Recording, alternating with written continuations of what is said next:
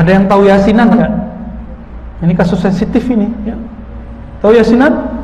Ya, saya dilahirkan di Payakumbuh, Pak. Itu pusat Muhammadiyah, ya. Teman-teman Salafi banyak di situ, Majelis Mujahidin banyak di situ, Sufi tarekat juga berjamur di situ. Ramai, ya. Sangat ramai sekali. Dan ini majmuk. Tiba-tiba satu kali ada sahabat kita meninggal orang tuanya. Sahabatnya nggak ngerti dalil, ngajinya ya begitulah, sekali sebulan itu sudah syukur. Pas ketika sudah meninggal malamnya ada orang baca yasin, tiba-tiba ada seseorang bilang gak boleh baca yasin. Kenapa? Beda. Kan begitu. Wow, dia pakai dalil juga, dalilnya kullu bid'atin dhalalah. Benar juga dalilnya. Tapi pemahaman terhadap dalil benar nggak? Belum tentu benar. Nah, kita coba cek. Kita nggak usah pakai ustadz sekarang ya. Antum pakai ustadz sekarang kacau, bisa bentrok begini terus. Sekarang coba lihat. Ada yang meragukan Imam Bukhari? Nggak ada. Imam Bukhari punya murid dari Imam Tirmizi. Imam Bukhari punya sahabat namanya Imam Abu Daud, sama-sama ngaji kepada Imam Ahmad. Imam Ahmad itu punya murid Abu Daud.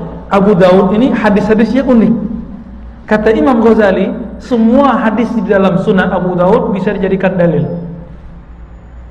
Perkataan itu muncul dari siapa? Bukan dari Ghazali, tapi dari Imam Abu Daud sendiri. Maka Imam Ghazali mengatakan, orang yang ingin menjadi mufti, ahli fatwa, mesti menguasai Sunan Abu Daud, temannya Imam Bukhari. Apa kata Imam Abu Daud? Hadis yang aku tidak komentari, maka hadisnya salih. Apa arti salih? Wa ma sakattu anhu fahuwa salih. Jadi orang Mekah dapat kitabnya Imam Abu Daud. Abu Daud bukan orang Mekah, Pak, orang Sijistan. Orang Sijistan, ya. Dikirimin buku-buku itu kok ke orang Mekah kaget. Ini buku bagus sekali, lengkap. Lalu orang Mekah kirim surat ke Imam Abu Daud. Ya Aba Daud, wahai Abu Daud, hal kullu hadisin rawaitahu fi hadzal kitab sahih? Apakah semua hadis yang kamu riwayatkan dalam kitab ini sahih? Apa jawaban beliau? Wa ma sakattu anhu fahuwa salih. Yang aku tidak komentari itu hadisnya saleh. Saleh artinya apa?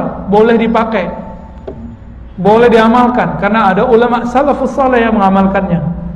Saya cek siapa sih ulama salafus saleh yang mengamalkan? Ternyata ada sahabat Nabi namanya Hudzaif.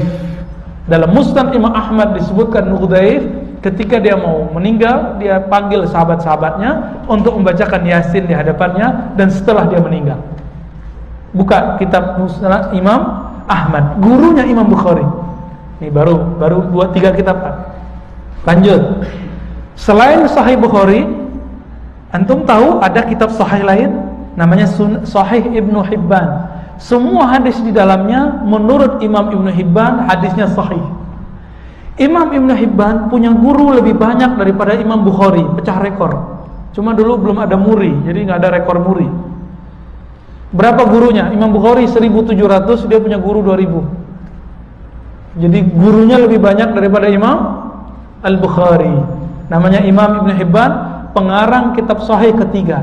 Si kitab sahih kedua namanya Sahih Ibnu Khuzaimah. Nah, kita nggak usah bahas itu dulu. Sahih Ibnu Hibban.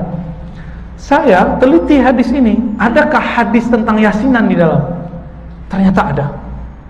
Adakah di Sunan Abu Daud? Ternyata ada. Tapi kenapa saya tidak dapat tradisi itu?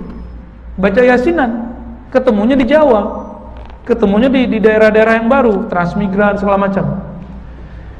Ternyata si kita belum dapat hadisnya. Ibnu Hibban mengatakan dari Nabi SAW, Iqra'u Yasin ala mautakum. Bacakan Yasin untuk orang yang mati.